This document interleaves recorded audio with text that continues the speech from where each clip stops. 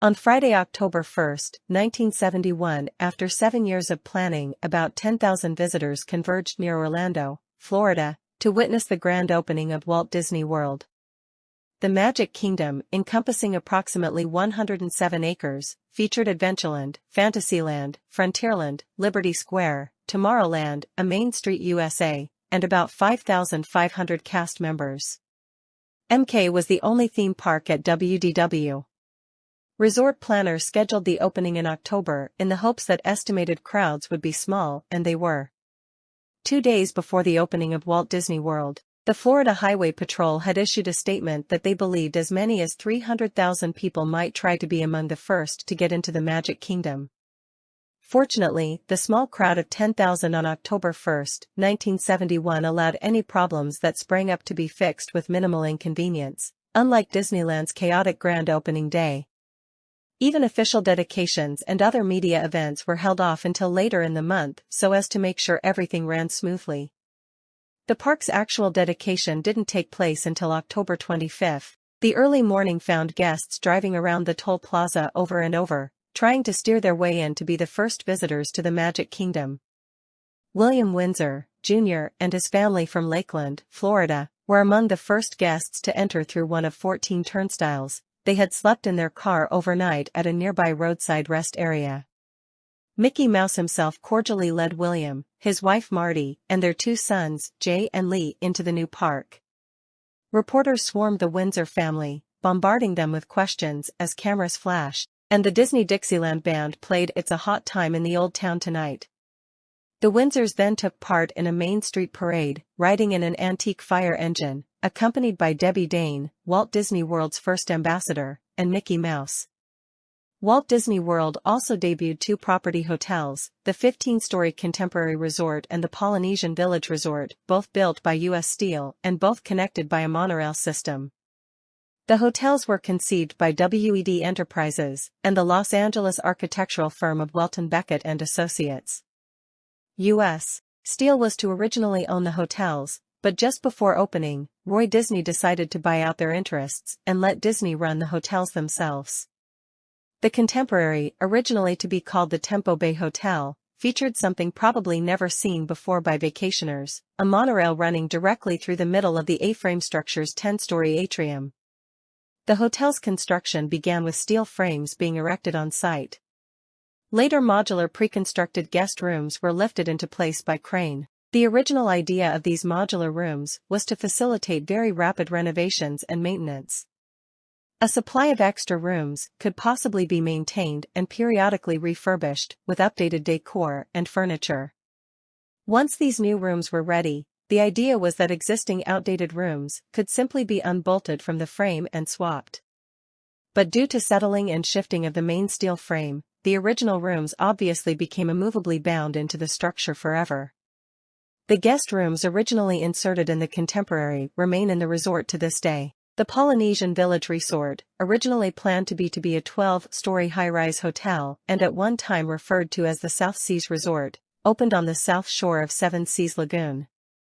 The resort's rooms were divided between 8 guest longhouses named Bali High, Bora Bora, Fiji, Hawaii, Maui, Samoa, Tahiti, and Tonga.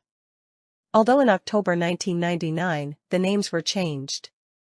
The Polynesians' restaurants were the Papeete Bay Veranda and the Coral Isle Coffee Shop, later the Coral Isle Cafe, supplemented by the Tamba Lounge, Captain Cook's Hideaway Lounge and the Barefoot Snack Bar. The center of the resort, the Great Ceremonial House, which still exists today, served as both lobby and focal point. In the 1980s, the village portion of the name was dropped, leaving the resort as Disney's Polynesian Resort. Magic Kingdom opening day attractions. Shops and restaurants. Walt Disney World Railroad, including the Walter E. Disney, No. 1, the Lily Bell, No. 2, and the Roger E. Broggie, No. 3, locomotives, round trip only. Town Square Cafe. Main Street Transportation, fire truck, horse-drawn streetcars, horseless carriages, jitney vehicle, and omnibus. Main Street.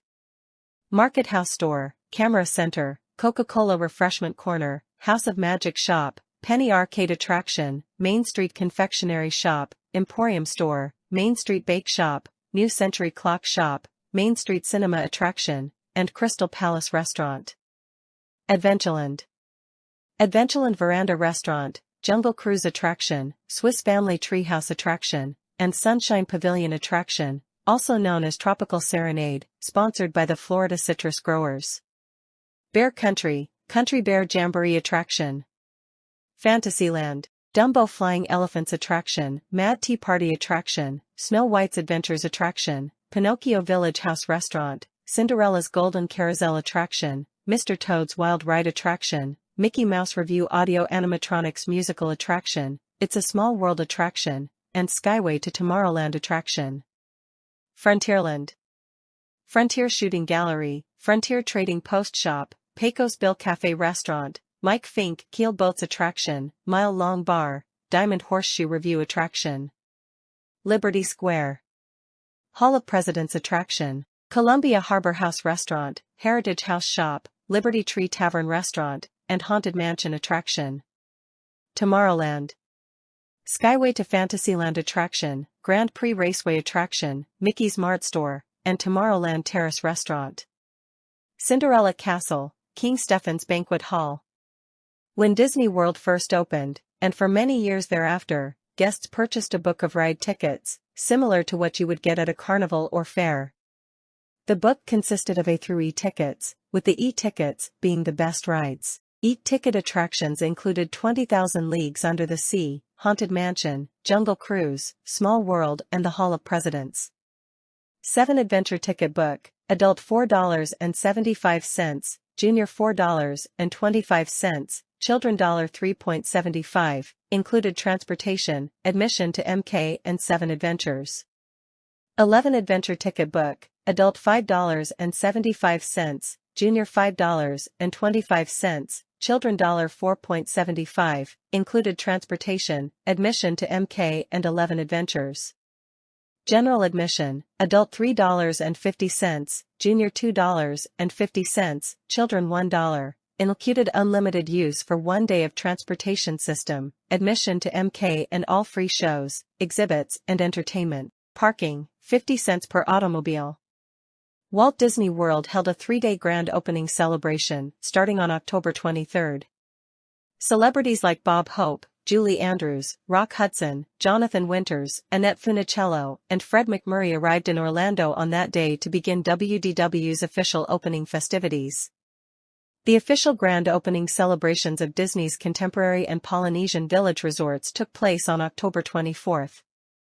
The Electrical Water Pageant and Fantasy in the Sky Spectacular also debuted that evening. By October 25, the park's actual dedication day, the Admiral Joe Fowler Riverboat, Peter Pan's Flight, and 20,000 Leagues Under the Sea had all opened to guests as well. Television cameras caught all the action over these 3 days for an October 29 broadcast. At the end of October 1971, the total attendance was around 400,000.